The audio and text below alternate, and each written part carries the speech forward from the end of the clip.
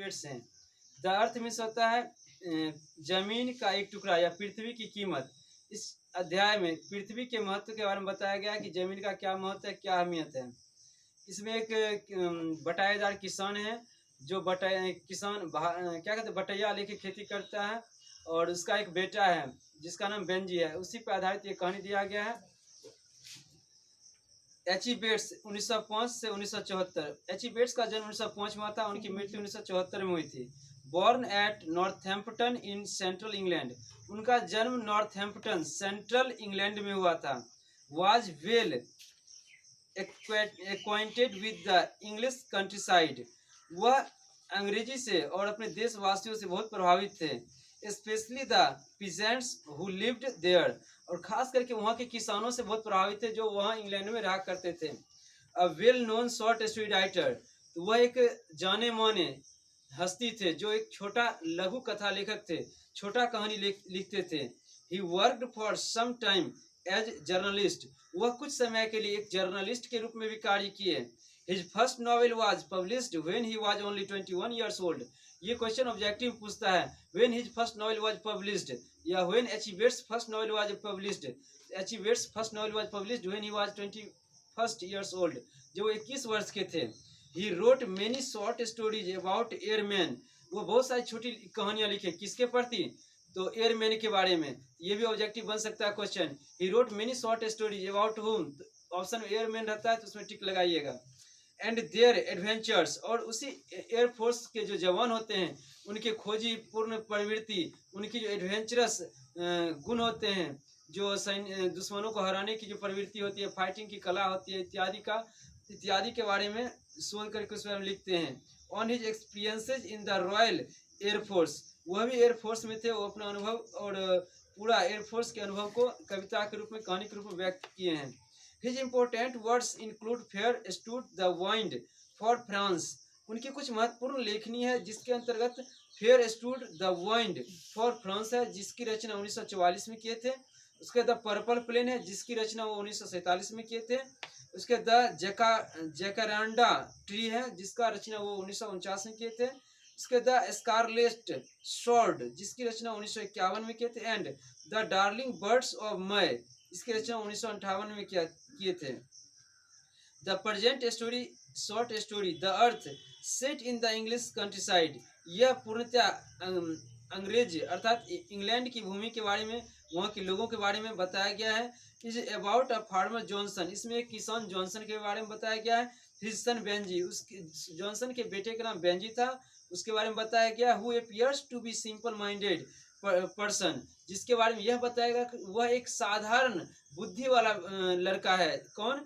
Johnson का जो बेटा है बेंजी, वो साधारण बुद्धि वाला है, मतलब समान, बहुत तेज त्राड़ या फरहर नहीं है, पढ़ने में बहुत बुद्धिमान तेज नहीं है।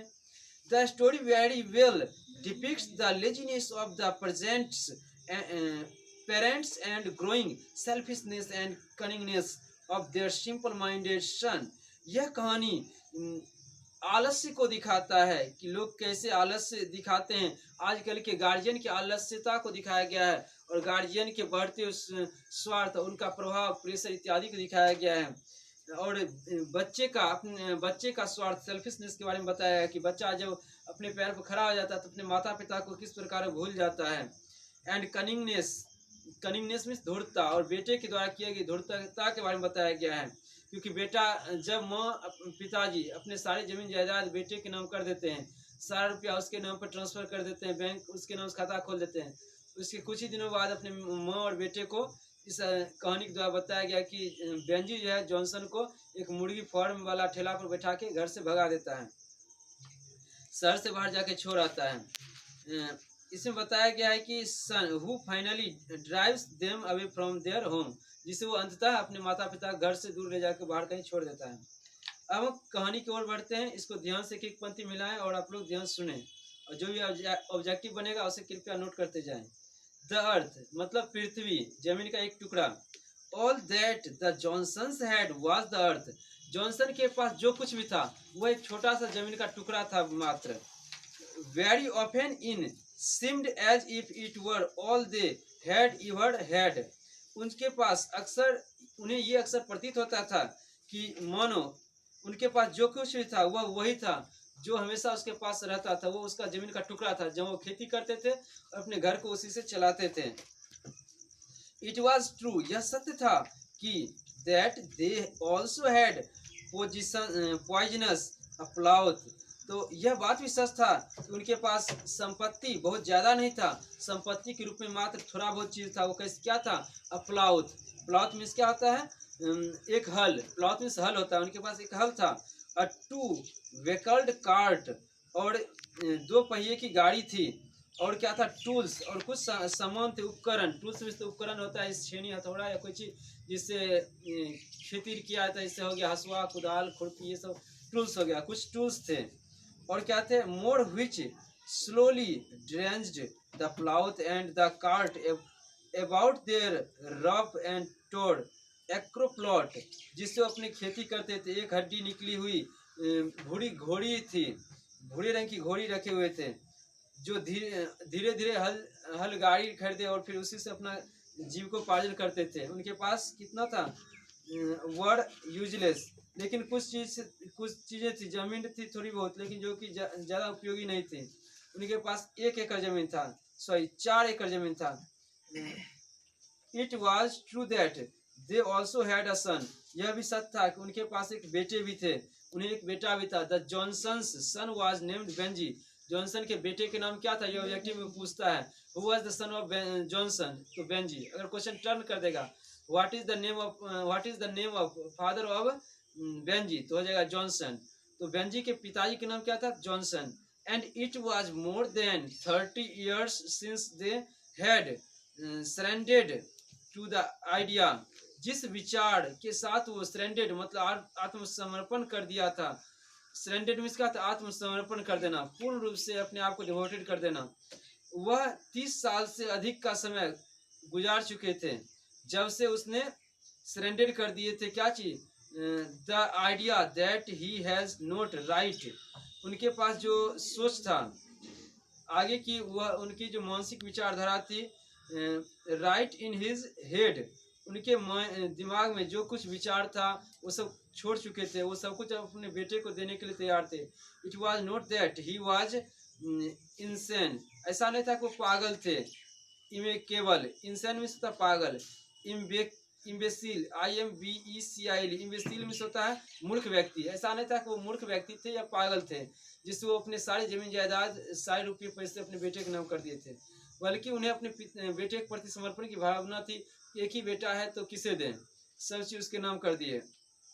और even that he could not read and right and count figures, उनका जो था वो ज़्यादा पढ़े लिखे नहीं थे, वो किसी को काउंट नहीं कर सकते थे, आंकड़ा को इकट्ठा नहीं कर सकते थे। उनका बेटा था वो और भी मंद बुद्धि का था, वो पढ़ना लिखना कुछ नहीं सीखता था। उसे स्कूल भी भेजे लेकिन वो कुछ किसी चीज़ में वृद्धि विकास नहीं दिखाया, और धीरे धीरे वो लगभग बहुत आगे बढ़ा, मतलब बहुत बड़ा हो गया। It was not that he was insane और इमिकेबल, उनका बेटा पागल और मूर्ख भी नहीं था। राइट एंड काउंट फिगर्स, वह चित्रों को भी नहीं गिन सकता था, नहीं कोई चीज लिख सकता था। But only that he was simple, not quite like other people, वह साधारण था, सामान्य था, वह दूसरे लोगों की तरह नहीं था फुर्तीला या कम करने वाला। And because he was their only son, लेकिन वह अपने माता पिता का बस एक इकलौता बेटा था, इसलिए माता पिता क्या करते? उसको दुलार प्यार ज़्यादा करते थे। The Johnsons had spent many years being a little too kind, मतलब जॉनसन बहुत अपने बचपन का वो साल, कई वर्ष तक थोड़ा अधिक दयालु था अपने बेटे के प्रति। लेकिन अब वो चिंतित रहने लगा कि अब क्या करें, बहुत देर हो चुका है, बेटा बड़ा हो रहा है, फिर उसमें कोई सुधार नहीं आ रहा है। शुरू में सोचा कि जैसे जैसे बड़ा होगा इसकी बुद्धि बढ़ जाएगी, इसमें सुधार आ जाएगा, लेकिन वैसा नहीं हो रहा था, वैसा नहीं देखने को मिला। And because he was there, sorry ये तो हो गया, little too kind, too anxious and too sceptical, sceptical, मतलब होता है बलिदान किया था। वह उसके प्रति बहुत कुछ बलिदान किया था, लेकिन उसे कुछ इसके बारे में कुछ फायदा नहीं मिला। टुवार्ड्स हिम, उसके प्रति, अपने बेटे के प्रति बहुत कुछ वो बलिदान कर दिया था। So that he had grown up to seem worse in their eyes than he really was, वह जो वास्तविक में था, वास्तव में वो अपने माता पिता की आंखों में बड़ा होते जा रहा था, लेकिन उसमें जो था बचपना, बचपना अभी तक समाप्त नहीं हुआ था। उसमें कोई अलग प्रकार की विशेषता नहीं नजर आ रही थी माता पिता को। Benji had the large loss limbs.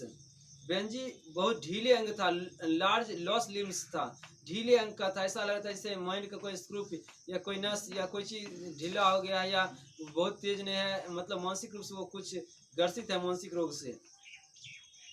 इसलिए एक दिन उसके पिताजी उसे कहाँ ले जाते हैं, डॉक्टर के पास।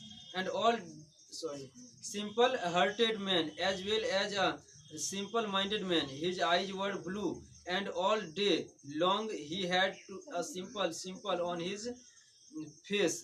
उसका चेहरा देखने में तो बहुत ही मुस्कुराहट भरा हुआ चेहरा था, सरल मुस्कुराहट था, बच्चे जैसे मुलायम बाल थे। वह कभी कभी हंसता भी था।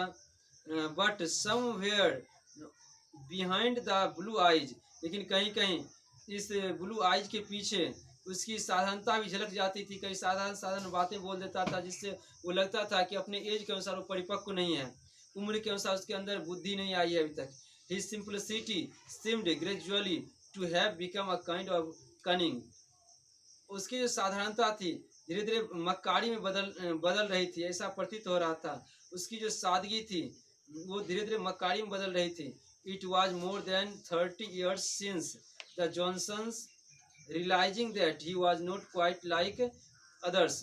यह लगभग 30 साल हो गया था, 30 साल से अधिक का समय बीत चुका था जब उसके पिताजी को पता चला कि उसमें कोई परिवर्तन नहीं आ रहा है, वह दूसरों की तरह नहीं है।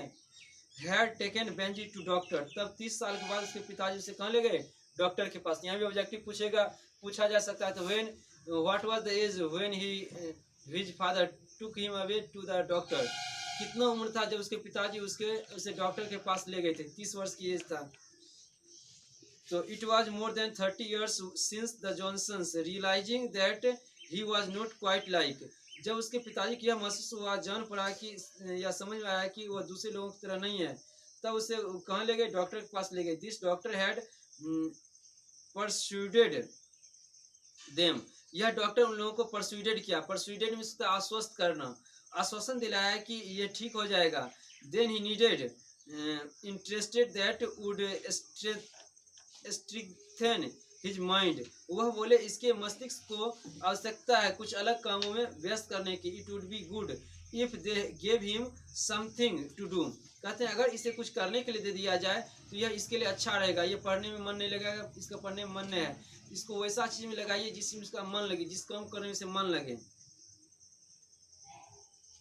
सो for many years Benji had kept hens, मतलब ये सॉरी आगे बढ़ गए। If they gave him a special interest, यदि उन लोग वे उन्हें एक विशेष शौक देते हैं जिसमें उसकी रुचि है। To feed his sense of responsibility, जिससे उसे उसके अंदर जिम्मेवारी का बोध हो, वैसा काम देना चाहिए जिससे इसके अंदर जिम्मेवारी की समझ आ जाए। You are people on the land, the doctor said let him keep hens, doctor ने सलाह दिया इसे कुछ मुर्गियां दे दीजिए खरीद कर, यह मुर्गियों का पालन पोषण करेगा। So for many years Benji had kept hens, कुछ सालों तक इसलिए बेंजी को मुर्गी दे दिया गया खरीद के। कुछ सालों तक वो उसने मुर्गी का पालन पोषण किया, पाला। The earth was to his mother, वो जो जमीन था, जो कुछ जमीन था वह उसके माँ का था, उसके माता पिता का था, mother and father. The hens were two Benjy, और मुर्गियाँ बेंजी को दे दी गई खरीद कर।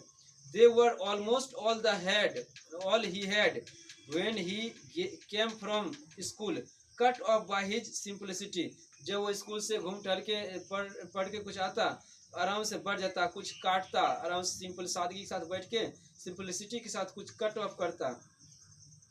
फ्रॉम अदर चिल्ड्रेन, दूसरे बच्चे अपने अपने पढ़ाई लिखाई में खेल कूद में जाते, लेकिन ये आता स्कूल से और इसको मन लग गया था क्योंकि इसे माता पिता खरीद के मुर्गी दे दिए थे, तो मुर्गी को खाना देना, उसके साथ खेलना, उसी के साथ बिजी रहता था, रहने लगा।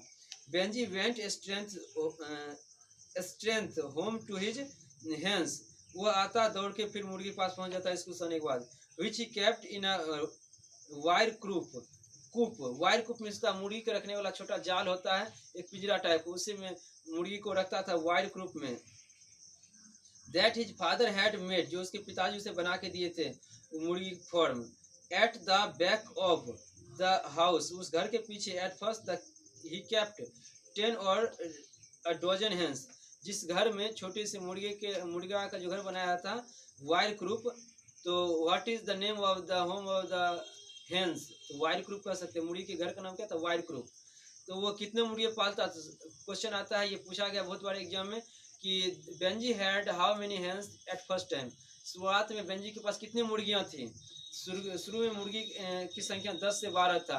10 और अ डजन, 10 या तो एक दर्जन था, एक दर्जन मतलब 12, 10 या 12 था। ऑल कलर्स एंड ब्रीड्स, मुर्गी अलग अलग रंग के थे, हर रंग के थे, हर नस्ल के थे। ब्रीड्स मतलब होता नस्ल, हर एक अलग अलग नस्ल के थे। ब्राउन एंड स्पेकल्ड, वह भूरा रंग का था और दूसरे भी कलर का था। एंड ब्लैक एंड व्हाइट, और उसका रंग हरा, काला और व्हाइट सफेद भी था। And the coop was small, और उसका जो रहने का उसका जो घर था छोट मुर्गी का, वह छोटा पड़ रहा था क्योंकि मुर्गियों की संख्या धीरे धीरे बढ़ के 10 से 12 हो गई थी। Was small he fed the hens simply, वो मुर्गी को साधारण खाना देता था, कुछ खास खाना नहीं देता था। मुर्गी खोजते घूम घूम के चुप चुप के खाती थी। इसी दरमियान कभी क्या होता था, उसमें कुत्ता अटैक कर देते, कुत्ता बिल्ली मुर्गी को खा जाते एक आध को। On scraps from the table seeded cabbage, उसे बंद गोभी होता है, कैबेज गोभी होता है, वो खाने के लिए टांग के दे दिया जाता था। कुछ बीज दिया जाता, जैसे मक्का का बीज हो गया, गेहूं का बीज हो गया, ये सब खाने के लिए दे दिया जाता था। From the wire a little maize, मतलब अनाज के दाना दे दिया जाता था। And on corn ears which he glided, corn ear means होता है, कॉर्न ईयर मक्का होता है, मक्के के बाल नहीं होता है, बाली, वो होता है, वो दिया जाता था उसको खाने के लिए। He glided in the lazy summer from the fathers care of अस्तबल, तो अच्छी तरह वो पाला पोसा करता था अस्तबल में रख के उसको। It is possible that a hen, यह संभव था कि एक मुर्गी, बीइंग अ सिंपल क्रिएचर, एक साधारण प्राणी होने के नाते, thrives based on simple treatment, वह उसकी बहुत अच्छी तरह देखभाल करता था। बेंजी अंडरस्टूड, बेंजी समझ गया। द फर्स्ट, बेंजी अब उसके बारे में समझ गया कि मुर्गी को कैसे पाला जाता है, उसका देख रेख कैसे किया जाता है। पहले इससे समझदारी नहीं थी, लेकिन अब उसके अंदर धीरे धीरे ये सब बुद्धि आ रही है, तो उसको वो मुर्गी पालना धीरे धीरे अब सीख गया।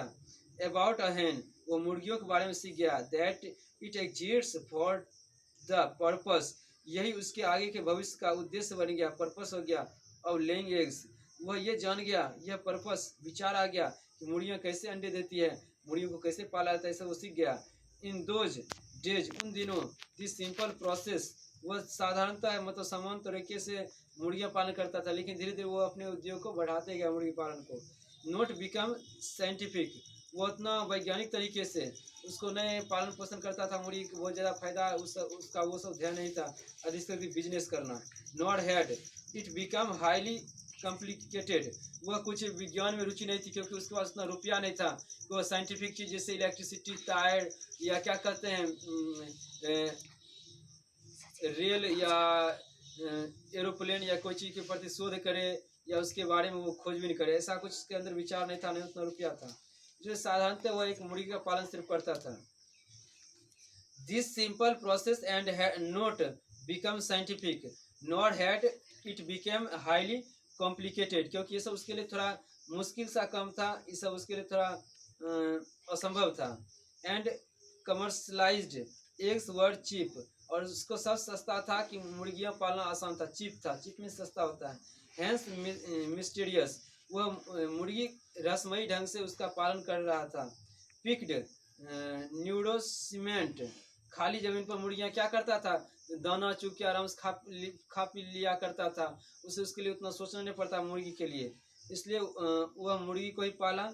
दे set in a home made nesting box, वे घर उनका लिए एक क्या नेस्टिंग बॉक्स बना हुआ था, मतलब मुर्गी का घर था, उसके अंदर नेस्टिंग बॉक्स था, उसमें कुछ दाना खाना पीना इत्यादि रख दिया जाता था। ऑन स्ट्रॉ, पुआल, स्ट्रॉ में तो पुआल, लाड़ उड़ रख दिया जाता था, और रोज उसको साफ किया जाता था उसके रहने के घर को। वो आता रोज इसको मुर्गी का जो होता है गंदगी वगैरह सब चीज़ साफ करता था, उसको फिर खाना देता था, उसको साफ सुथरा रखता था। On straw and laid the eggs expected of them, और उससे जो उम्मीद लगाया जाता था, अपेक्षित अंडे भी देती थी अच्छा से। इस प्रकार धीरे धीरे Benji understood another things about the business of hence. धीरे धीरे बेंजी को मुर्गी के व्यापार के बारे में समझ में आया। And that was the egg that eggs could be sold to call sellers. वो सेलर्स मुर्गी का जो व्यापारी होता है उसके यहाँ अपने मुर्गियों को बेचने लगा था। At the back door of the their house, उसी घर के पिछले दरवाजे से कुछ दूरी पर एक मुर्गी का व्यापारी था, उसके यहाँ वो मुर्गी को बेचता था। In scores and half scores, वह एक या आधा कोस की दूरी पर था। And fivers fevers and the money from these eggs was put carefully. वह जो इस मुर्गी से उसके अंडे से बेचने के बाद जो रुपया कमाता था उसको सही से जमा कर रखता था। Almost religiously into a large white basin, वह धार्मिक विचारों का भी था, थोड़ा वो धर्म में विश्वास करता था। उसके पास एक वाइट बेसिन था, सफ़ेद रंग का बेसिन मतलब होता है जैसे गुल्लक होता है ना कोई चीज, उसमें रुपया जमा करके रखता था। That stood on the top of the self, ताखा के ऊपरी छोर पर सेल्फ में ताखा होता है। किचन में कपबोर्ड में होता है अलमारी में ऊपरी सिरे पर एक अपना गुल्लक रखे हुए था जिसमें पैसा जमा